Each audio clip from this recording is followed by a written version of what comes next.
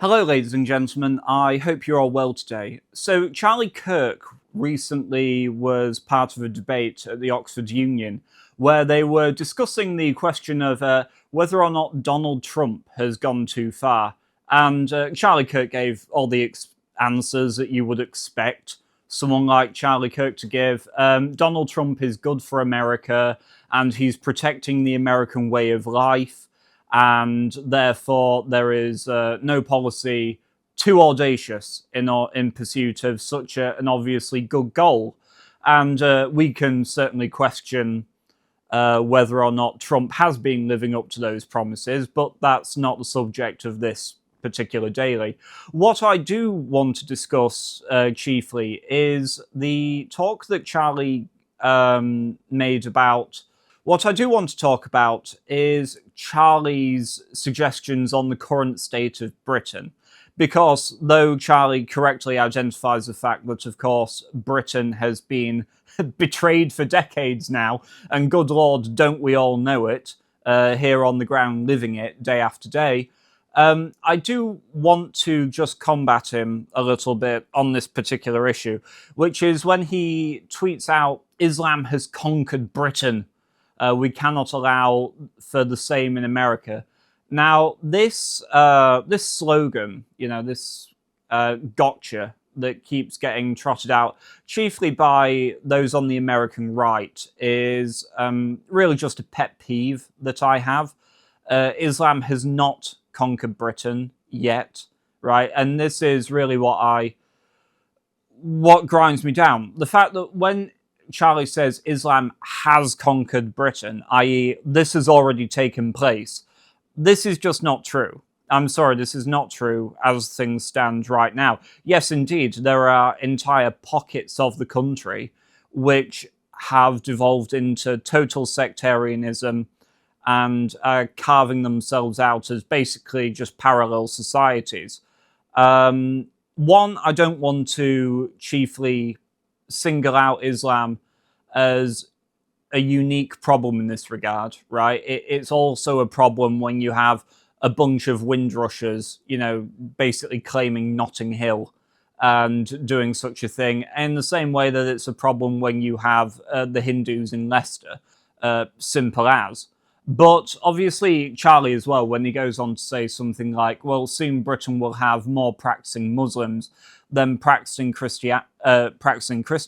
Yes, and again, this is very much a problem. But the fact of the matter is that he has to frame it in such a way that, oh, well, there'll just be more Muslims than Christians. Right.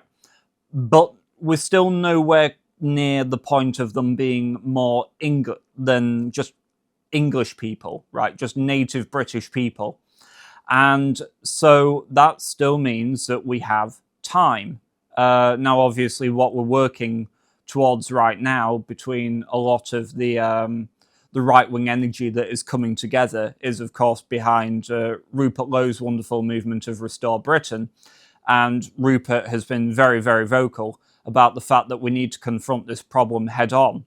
But I would just say as well that I think as well there is, again, it's the sort of thing you'd expect from someone nominally on the American Republican side of things, that they pay particular heed to the Christian perspective on this. But even if it were true that there were to be more Muslims than Christians in the United Kingdom, like I say, it is more about the demography of the people that matters. After all, we wouldn't say that because the Greeks, for example, are Christian Orthodox now and not worshipping at the altar of Zeus, they're somehow less Greek, right? No, but it is the continuity of the people, first and foremost, that matters. And so I thought, but also there is another aspect to this as well, which is that for all of this talk about the fact that Islam has conquered Britain, the counter to that is obviously the fact that, well, even if Islam has got a firm grasp on British society, and it seems like they've accumulated an awful amount of social and legal capital within the institutions, when you get all of these things like the Islamophobia laws, and you also get, of course, the Muslim Council of Britain putting severe stress on the Home Office as a pressure group. This is all true. I'm not disputing any of that. But what you also have as well is the fact that, well, Islam just isn't very well liked in Britain at large, right? Less than a quarter of people felt that Muslim immigrants had a positive impact on the UK. And I would go as far as to say that a large reason for this is because Islam, more than any other sectarian group or, other sort of like identitarian group in Britain that sets itself up in opposition to Britain on either ethnic or religious lines, it's the Muslim faction within Britain that more than any other walks around like it already owns the place, right? It behaves exactly as Charlie says. It acts as if it has already conquered Britain. But I don't think that this is true, because I feel like, certainly, I'm not talking about 20 years down the road, but where things stand now, Islam is still a bit of a paper tiger, right? Its institutional power relies on the naive generosity of the goodwill of the middle-class liberal Brits, Blairites, basically, staffing those institutions. And what we're seeing more and more as things are developing here in Britain is a strong and really robust opposition to this. Of course, it takes many, many forms. It goes from the Rupert Lowe's independent inquiry into the rape gangs. It also goes to what you're seeing with the protests outside of the asylum hotels right now, which, a lot of it is built up on distrust of Muslim nations that many of them are coming from. And what's more, it's also built up across the fact that you constantly get examples like this, where the Library of Birmingham, and this is just from the other day, but this is the point, right? Every single day, you get some sort of cultural domination from the Muslim faction, just shoving your face in the fact that it's here and it doesn't give a damn about your heritage, about British identity, and all of these things in a way that is not so obvious from the Sikhs or the Hindus or other such people. Which is not me saying that those problems aren't being addressed, but I'm saying that there is a reason why, when polled, Britons chiefly have a problem with Islam more than any other. And so I just don't agree with this point that is constantly, I always see trotted out on Twitter, which is, from the slop accounts like Radio Genoa and Inevitable West and all these sorts of things. Oh, Islam has conquered Britain, or Paris has fallen.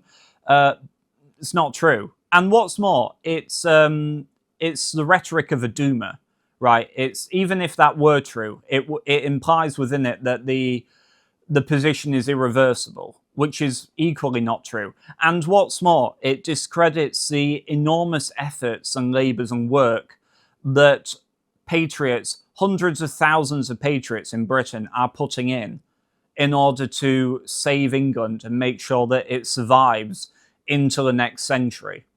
And so, no, Britain hasn't been conquered by Islam. And what's more, there are many, many factions within the United Kingdom, other than the English, who will also have a problem with Islamic dominance should Islam ever get to the point where it can assert that sort of power, such as the Hindus.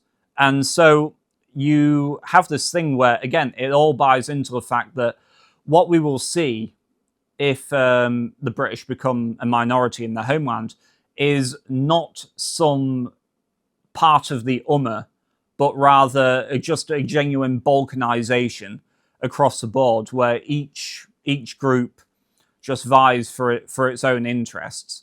But again, it seems to be a particularly American character of rhetoric, and I think that there are other reasons, other factions that might be trying to amplify that message as well for their own gain.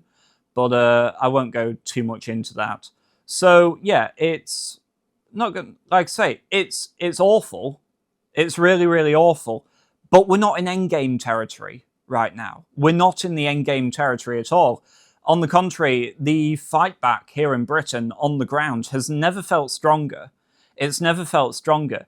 And especially when you get just imbeciles, just arrogant imbeciles like Mothin Ali, Green Party councillor, who is obviously, again, just using the Green Party as a Trojan horse for his own politics. But again, Britain was built on the blood of its colonies' lands that are still suffering from the consequences of colonialism, rape, and exploitation, right? And every single time they push this message, the British population just hates them all the more.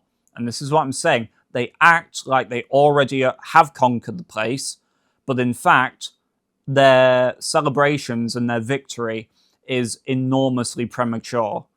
And when the time comes when we can initiate mass deportations and all of the other things that we need to do in order to restore the proper order of England, let's just say there'll be many flights available for people who have come here as conquerors and not as friends.